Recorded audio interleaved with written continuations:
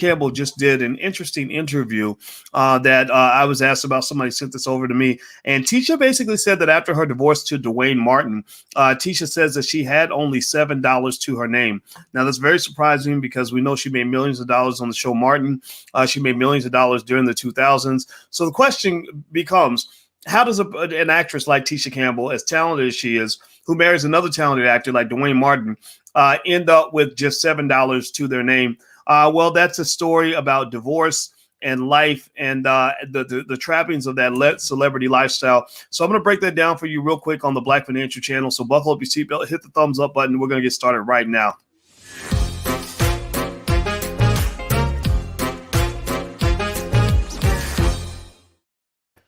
Hey, everybody, what's going on? Welcome to the Black Financial Channel. My name is Dr. Boyce Watkins. I'm your friendly neighborhood finance professor. And what's going on, El Haj? I see you in there. And Terry Cobb, how you doing? All right, so let's talk about Tisha Campbell. Let's jump into this conversation. And you guys know this platform is Black First. I got to make sure I say that we are the Black Financial Channel.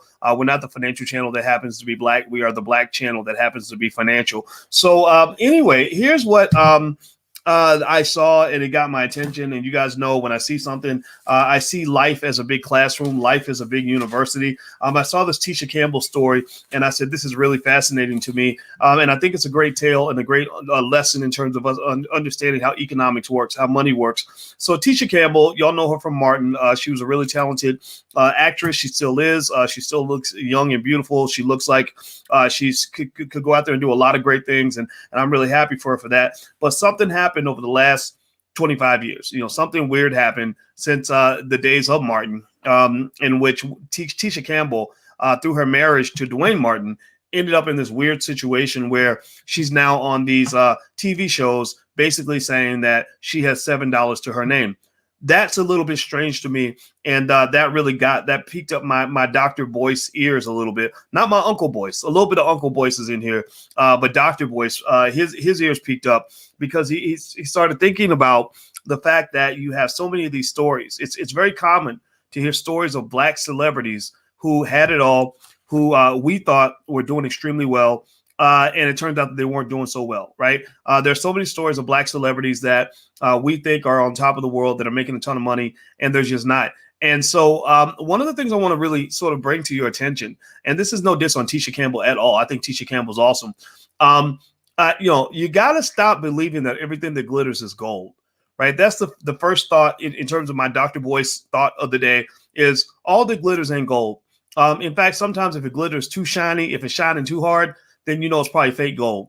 A lot of people love to shine with fake gold. They love to put on that cubic zirconia and that stuff that'll make your neck turn green, and they shine brighter than you, and you really think they're doing really well, when really what you're seeing is the illusion of debt.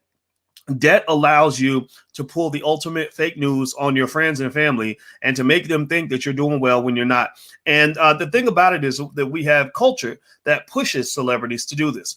We have culture that pushes celebrities, not just Tisha Campbell, but many others, to give the impression that money ain't nothing but a thing, that money's coming from everywhere. And if you don't understand the source of that money and the stability of that source and the preservation of that money, then it could lead to a lot of problems. So here's what Tisha has been saying. Tisha Campbell's doing some interviews, and she mentioned that she has $7 to her name.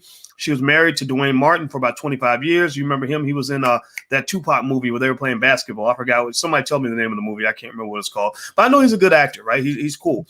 And also she mentioned as part of her comeback story that, that she went through years of emotional, physical, and financial abuse from Martin.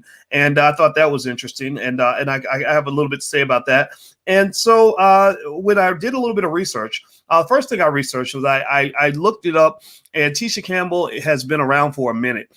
She looks young and beautiful, but Tisha Campbell's about 52 years old, right? Which is still young. I mean, if you compare that to like a 70-year-old, but it's not young. You compare it to a 25-year-old, right? So it's really sad and scary and depressing to kind of have these sorts of problems at 52 years old when you had all this money when you were in your 20s. Now, it doesn't mean that you can't come back from that.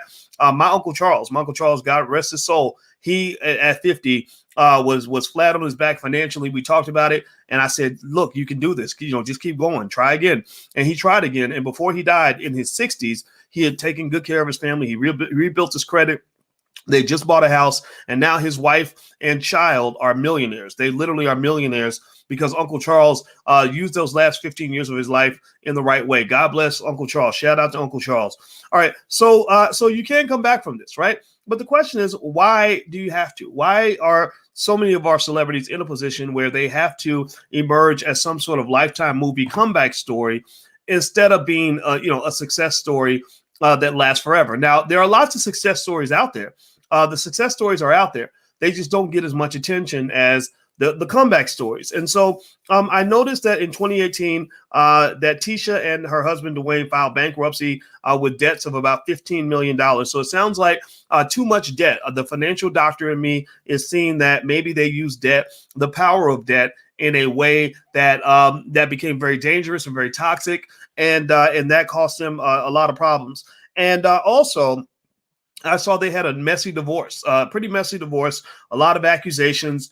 She was claiming that Dwayne did some crazy stuff with the money. I don't know if that's true or not. I can say as a black man, I just need little things that people don't believe in called proof. Maybe you call me crazy, but I'm not a black man who just believes that a black man or a black woman did something wrong just because somebody said it. I'm a black man who's seen enough of these stories that say my life is a mess. I screwed it all up. My bank account's messed up, and it's his fault. He did it. He abused me emotionally. Well, what did he do? Well, he was just mean to me. No, well, yeah. But you know what? We live in a world that believes in this thing called equality, right? And equality says that not only do you get the credit for the great things you do, but you must take responsibility for the bad things you do, right? So you get credit. You can't just take credit for the good stuff and then say, well, the bad stuff was somebody else's fault. No, you got to take the good and the bad. That's what equality means, right? So I don't really know who was abusing who. All I do know, I can say that financial abuse is a very real thing. Financial abuse does happen in relationships. I don't know if it happened in this one. It sounds like everybody was kind of making some crazy choices because they were married. There were two peas in the pod for 25, 26 years. So, but I can say financial abuse does occur. I can also say that different forms of physical and emotional abuse occurs. And that also speaks to being thoughtful about who you marry in the first place, because that merger, that big marriage that you have with another person is huge in terms of determining your economic life. If you merge lives with a person who is financially irresponsible, then you can just kiss your black butt goodbye, because they're going to ruin everything that you ever built. They literally, when the further forward you go, the more they're going to go backward. The more you save, the more they're going to spend. The more you invest, the more they're going to take out. You're going to put the money in the account. They're going to come right behind you and take it out and go to the Gucci store, right? So cultural values, in terms of matching the values of the person you marry, is really important. Now, I don't know who the spender was in this relationship between Keisha and Dwayne. I do know this, though, that when you talk about income and wealth, first of all, income and wealth are not the same thing. A lot of people get those two things mixed up. Income is how much money you make. Wealth is how much money you keep, right? So ladies, for example, if I were you, if you like dudes that have money, that's fine. Nothing wrong with appreciating men that have money. Women are biologically wired to look for men that can provide security. A man who makes $100,000 a year is not nearly as successful or impressive as a man who has invested or saved $100,000 a year. A man who has $100,000 a year on his paycheck is not nearly as impressive as a man who has $100,000 in his portfolio. The man who has $100,000 on his paycheck has proven that he has the ability to make money. The man with $100,000 in his portfolio has proven that he has the ability to keep money. So one man has great income earning potential. The other man has great ability to provide financial security for himself and for others. So when you look at Hollywood, one of the craziest things about Hollywood is this really interesting is this. A lot of black celebrities go to Hollywood and they're surrounded by all these white people that give them these wonderful jobs, paying them all this money, and they become heavily dependent on this money. And they get to the point where, because their income is high, they think they have financial security. But I'm sorry, I'm a black man first, a finance professor second. And honestly, you know what? I don't trust those people. I don't trust those people in Hollywood. I don't believe those people are going to make you secure. I don't believe those people are really going to have your back. So to me, you got to be out there with one eye open. You got to always be ready for that day where they cancel your black butt. Because you are, to some extent, a high paid sharecropper. You are in a space where they're going to hire you for a job and they're going to use you as long as they need you. And when they get done with you, they're going to throw you right back out there. So if you go pile up a bunch of debt, here's where I'm going with this. You pile up a bunch of debt, right? And that debt is $10, $15 million. And you believe you're going to pay back this $10, $15 million with income you're going to earn from your oppressor. then you have pretty much shot yourself straight in the ass with that ridiculous financial decision, because you're going to end up in a situation where if they cut you off, if they decide that you ain't popping no more, if they decide to cancel you, if they decide that you done got a little too black on the job, y'all know how it is, right?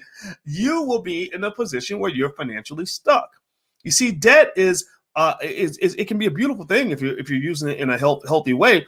But debt is think about it like manure, right? Manure can be wonderful because it can grow flowers and plants and stuff like that. But otherwise, manure is just a pile of crap. Right. So and it stinks, and it's not something you want to have. Right.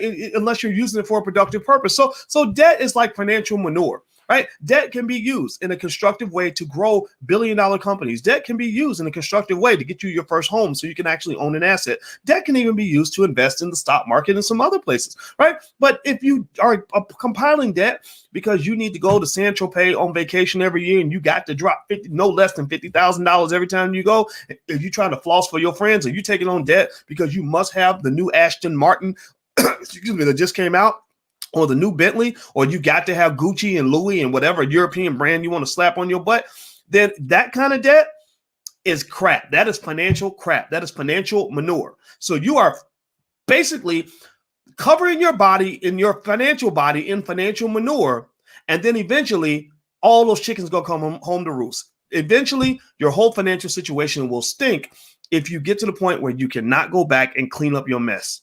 Right? I'm trying not to cuss here. I'm practicing not cussing, but y'all know really what I want to say. I'm trying not to cuss so much. So here's the deal with Tisha Campbell. I don't knock her life, right? I'm not here to really talk about another person's life. I'm just going to say that I thought this was an interesting case study for us to see a couple other factors here.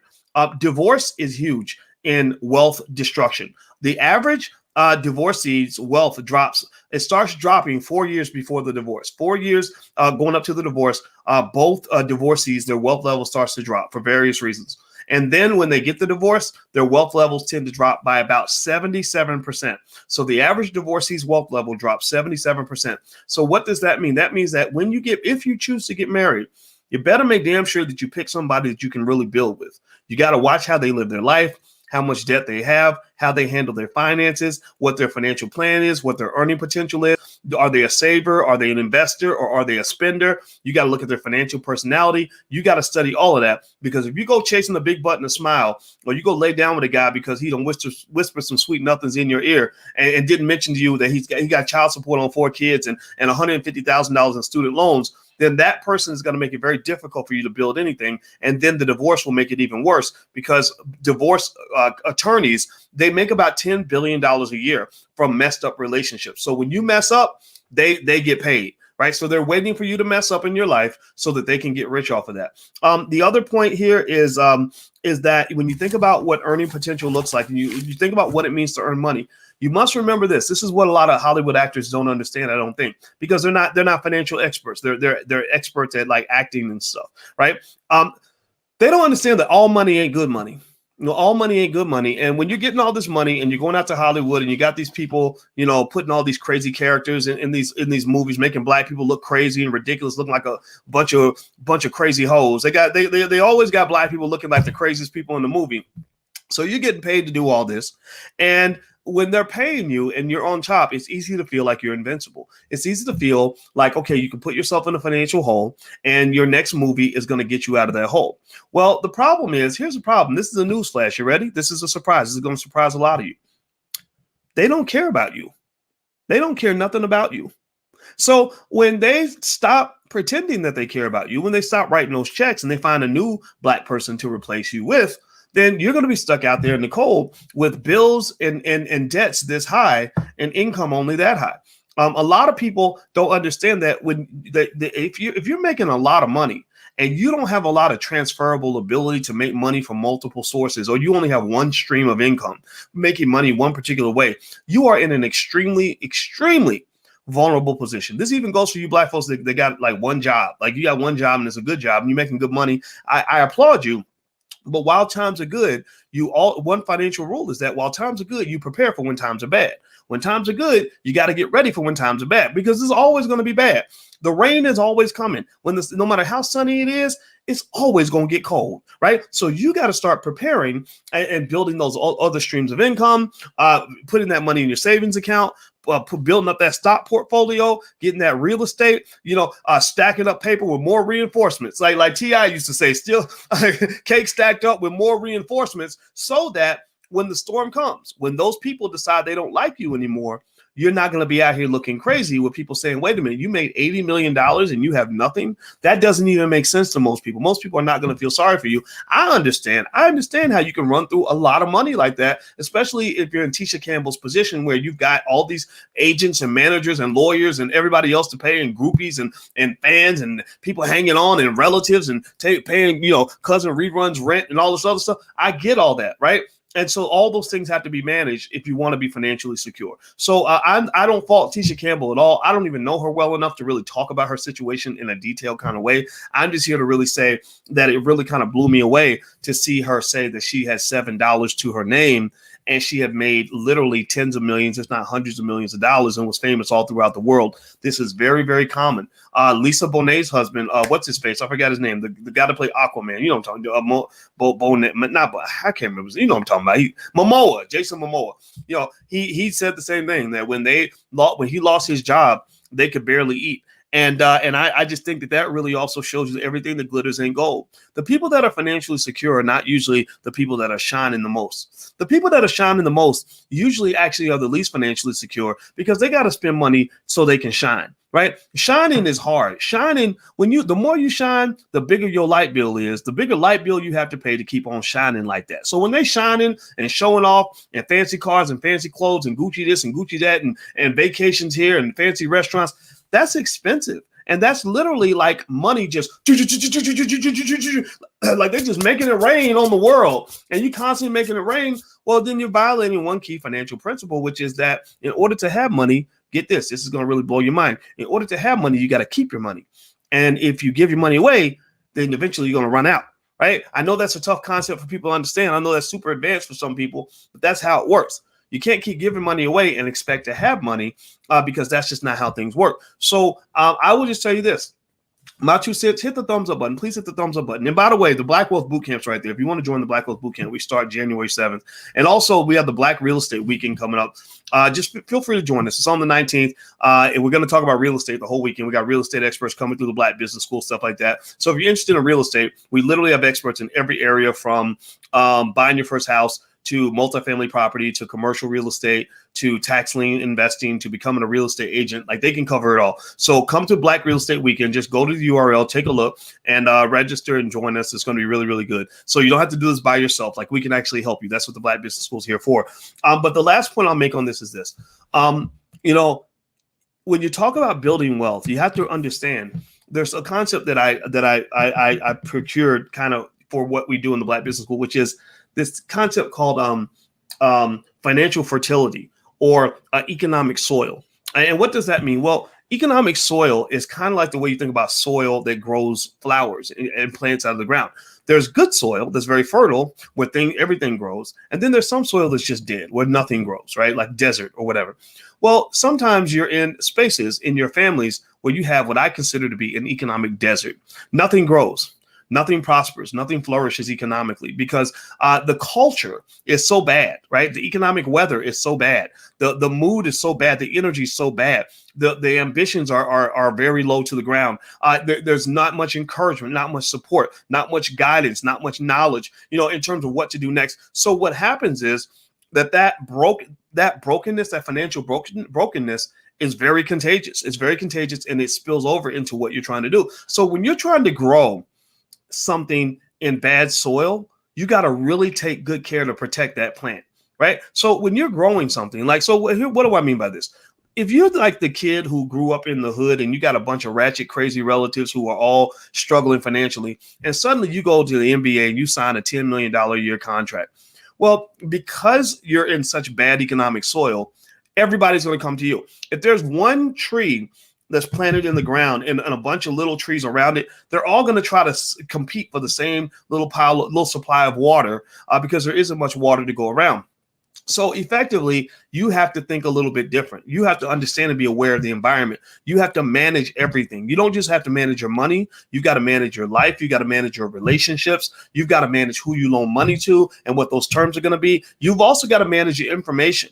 So this habit people have of telling everybody how much money they have, that's a very bad habit. When you tell everybody how much money you have, you instantly make yourself a target. So being a celebrity, being a black celebrity like a Tisha Campbell is very difficult because everybody knows Tisha's paid. Everybody sees her on Martin. Everybody says, oh, you live in Hollywood. And then Tisha felt maybe her and Dwayne felt the need to fulfill that role. Come to our house. Of course, we got the biggest house. Get in our car. Of course, we got the nicest car. Of course, we have butlers and maids and servants and all kinds of stuff out there, right? And that's expensive. And then eventually it starts to wear you down. It really starts to wear you down. And so what I encourage you to do, everybody in here that's a wealth builder, say yes if you're a wealth builder. Every wealth builder is in the room. I encourage you to not put that pressure on yourself. Just let all that stuff go, man, because that culture will destroy you. It will eat you up and wear you down and stress you out and have you up in the middle of the night, because you know that now that when you start making that first million, you're all like, yeah, look how much money I made. Then you get to the point where you become what I call a financial addict, because an addict is not a person who enjoys the drugs anymore. An addict needs the drug in order to function. And so for many people in Hollywood, money is their drug. They need that drug just to maintain the normalcy of their life. They gotta make $250,000 a month just to make ends meet. That's a lot of pressure. And then, so if you ever wonder why you see some of these black actors and actresses out in Hollywood, really acting like complete buffoons, really doing stuff where you're like, did you really do that? Getting on the casting couch, doing all kinds of ridiculous stuff. Well, that's because they're feeling the pressure. There's nothing more. There are a few ways to make yourself more vulnerable than for you to be addicted to a drug that is controlled by somebody else. You're addicted to something. Being an addict is bad enough, but you're addicted to something that's controlled by white people. So that is the key to their power. They control you with money. So if you want to liberate yourself from all this slavery that exists out here, then make yourself financially free. But there's a culture and an attitude to that, and you got to do that. If you don't do it, you're going to fall in the same trap as everybody else. I know a lot of rich people that are in the trap and poor people in the trap. So the trap ain't just for the hood. The trap is for I know a whole lot of educated black people that are living in the trap on a daily basis. So don't be in the trap. Think outside the trap. You can do it. Okay. So anyway, I'm about to go. We have financial workbooks and flashcards for children. If you want to train your children on wealth and the fundamentals of wealth, you can go to financialworkbooks.com. That's financialworkbooks.com. And also, because I hate Hollywood and I hate what they stand for, and I can't stand all the things they're doing to the black community and disrupting our image, we actually are creating a black-owned movie industry. And one of the filmmakers we're supporting on Black Movie Night is Mark Harris, a good, righteous brother that does very good movies. His movies have been on TV One and BET, but I respect him because he deliberately disavowed Hollywood. He works right in Inglewood, right in the heart of Chicago, and he's bringing life and prosperity there. The politicians ignore Inglewood. The police only come down there when they're ready to beat somebody upside the head. Mark goes down there and brings opportunity to the hood, and that's what I'm talking about. So we got to support this brother. He's going to show his film Stock Option on Thursday the 17th, and it's totally free. So you can go to blackmovienight.net. That's blackmovienight.net right there on the screen. And then also there's another film that I was an executive producer on called Happy, which shows how modern economic systems have their roots in ancient Africa and Egypt and stuff like that. Taki Grant spent 5 years making this movie. He's another one of those black directors that our community tends to ignore because we'll pay attention to what Disney did or whatever. I don't care about Disney making Black Panther Part 2 because right in your community, you have real Wakandas, real T'Challas. You have real Black Panthers in your community doing real work where they're putting you first. So I hope that you will join me in supporting these filmmakers. Feel free to go to blackmovienight.net to take a look. If you're interested, that's blackmovienight.net. So some of you are asking for the URLs again. I'll give them to you again real quick so you can take a look. There's blackrealestateweekend.com. Next week, it's all about real estate. Come on in. You're welcome to join us. Number 2, blackmovienight.net. Number 3, financialworkbooks.com. So hit the thumbs up button, hit the share button, hit the subscribe button, hit the notification bell. I hope this conversation helped you. And once again, this is not against Tisha Campbell Martin. I'm not gossiping about her life. I wish her very, very well. But I thought this story was an interesting way to discuss some of the things we have to understand about how economics works so that you can be secure. It's not about her. It's really about you and about your legacy. So God bless you. Take care and have a good night. I'll see you soon. Peace.